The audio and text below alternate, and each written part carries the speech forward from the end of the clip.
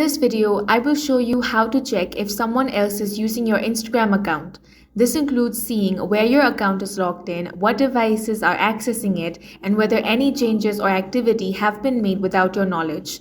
To get started, open the Instagram app, then head over to your profile. Here, tap on the three lines in the top right corner and open the settings menu. From there, you want to select Account Center, scroll down and choose Password and Security. Once you get here, select where you are logged in. Here you can view all of your active logins. You'll be able to see every device and location where your Instagram account is currently logged in, along with the times they were last used. If you notice any unfamiliar devices or suspicious locations, tap the device and select Logout. If you suspect someone might be trying to hack your account, select Secure Account.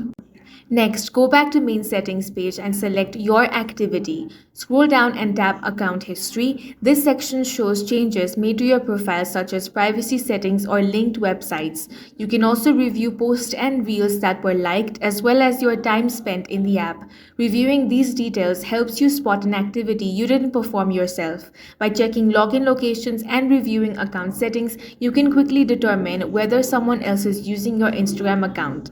That's all for this video. If it helped, give it a thumbs up and consider subscribing to the channel.